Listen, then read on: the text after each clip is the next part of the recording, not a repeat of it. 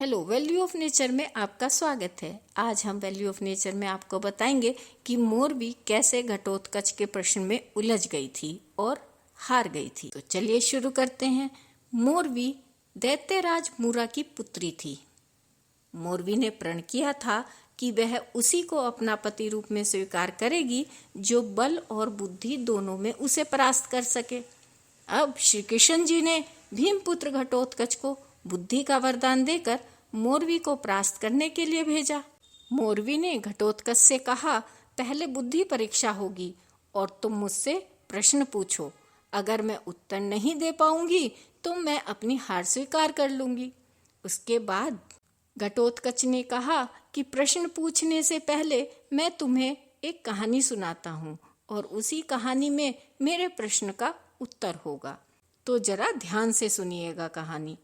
तो चलिए सुनते हैं वह कहानी। कुछ समय पहले शरणद्वीप में एक कामुक प्रवृत्ति का व्यक्ति रहता था। वह एक वेश्या पर मोहित था और वेश्या भी उससे प्रेम करती थी। दोनों ने शादी तो नहीं की, लेकिन अनैतिक संबंधों के कारण उनके एक पुत्री पैदा हुई।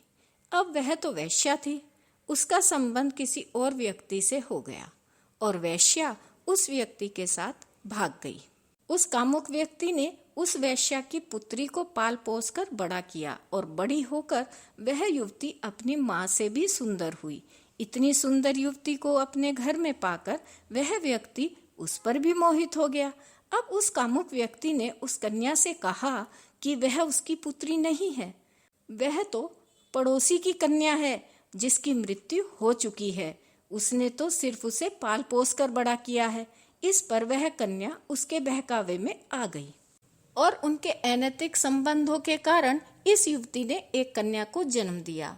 इस कहानी के बाद घटोत्कच मोरवी से प्रश्न पूछते हैं, जो कन्या पैदा हुई वह उस कामुक व्यक्ति की पुत्री थी या द्यौत्री?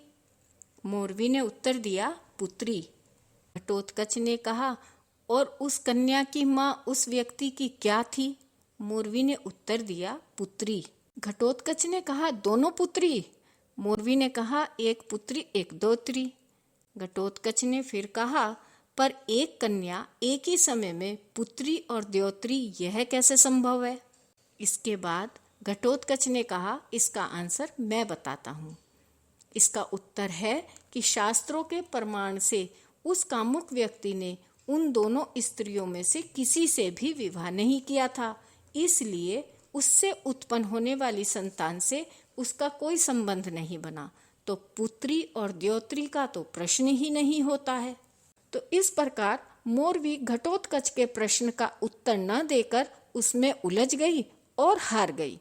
तो आपको हमारी यह जानकारी कैसी लगी, प्लीज कमेंट करके बताइएगा और वीडियो को लाइक कीजिए, शेयर कीजिए और सब्सक्राइब करना ना भूलें। ऐसी ही और जानकारी लेकर फिर हाजिर होंगे। तब तक खुश रहें, स्वस्थ रहें और हमारे चैनल से जुड़े रहें। Thank you.